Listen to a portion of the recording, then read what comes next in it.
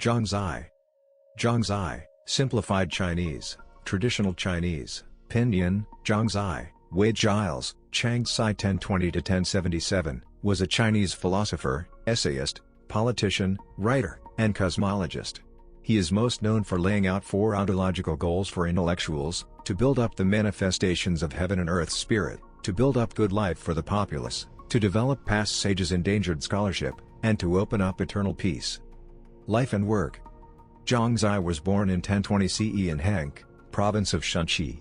In his childhood he showed interest in military affairs, but began to study the Confucian texts. Like many Song philosophers, Zhang was initially frustrated with Confucian thought and studied Buddhism along with Taoism for a number of years. But, he decided that the way could not be found in Buddhism or Taoism and resorted back to Confucian texts. His exploration of diverse religious thought had a major impact on his own ideals. In 1056 CE Zhang lectured on the Classic of Changes, which would be known as one of his most memorable works. It is suspected that around this time Zhang had first met the Cheng brothers. After passing the highest level of the civil service examinations, he held several minor government posts. In 1069 CE Zhang was suggested to the emperor and given a place in the capital's government, but not long after he ran into disagreement with the prime minister and retired to his home Hank, where he spent his time studying and teaching.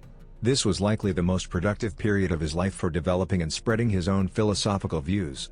In 1076 CE he finished his most significant work, Correcting Ignorance, and presented it to his disciples.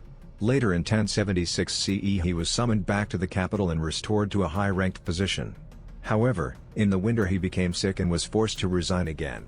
He never reached his hometown of Hank, dying on the road in 1077. Zhang was enshrined in the Confucian temple in 1241 for his work.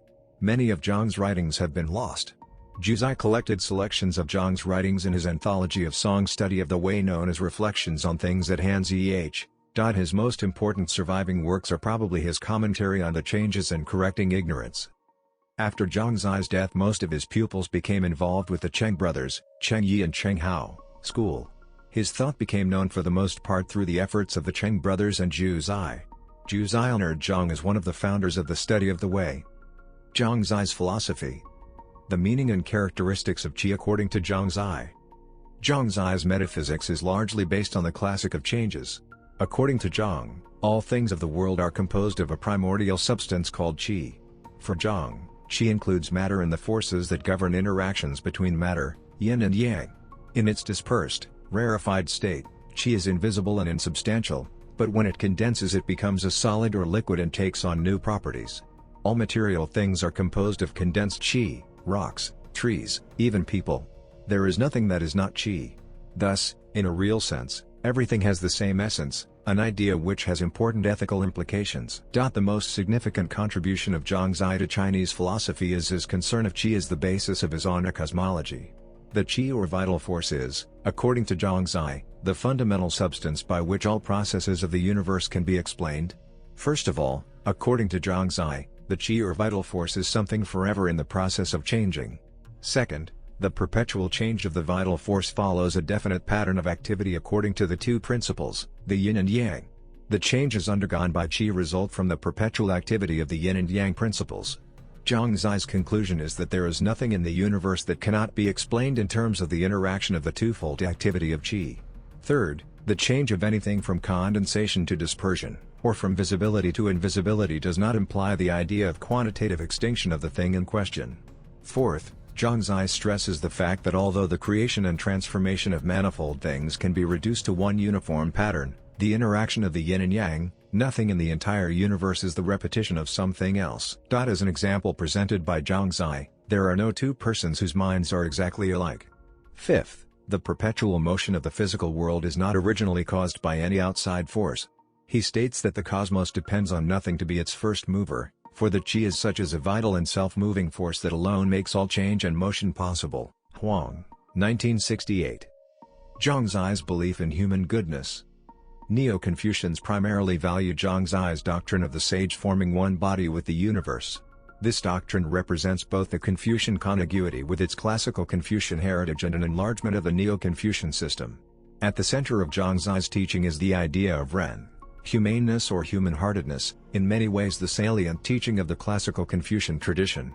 This basic quality, which was for Confucius and Mencius the bond between human society and the ways of heaven, Tian, and hence fundamental to the underlying moral structure of the universe, was expanded by Zhang Zai to encompass the universe itself, since for the sage to form one body with the universe suggests the complementarity and fundamental identity of microcosm and macrocosm. The doctrine illustrates as well Zhang Zai's belief in the fundamental goodness and purpose of the universe and in the potential of the individual to realize the ideal of the sage. In the teaching of forming one body with the universe, Zhang Zai also claimed to distinguish Confucianism clearly from Buddhism and Taoism, for whom the universe and its processes have a real existence. In turn, human life is looked upon as intrinsically valuable and ultimately the very foundation for the realization of sagehood. For Zhang Zai, such a view is clearly distinguishable from Taoism and Buddhism, both of which require a radical departure from the universe as it is given in order to fulfill the soteriological quest. In Zhang Zai's terms, Taoism and Buddhism both emphasize escape from the world, while Confucianism finds fulfillment and ultimate identity precisely within the changes found in this world, a world of qi rather than of emptiness. The sage accepts the ultimate reality of qi and its inherent goodness, he acknowledges the infusion of ren throughout the very structure of the universe itself, and thus he can fulfill the ideal of the sage, forming one body with the universe. Descendants Zhang Zai's offspring held the title of Wu Jing Boshi, Wu Jing Boshi.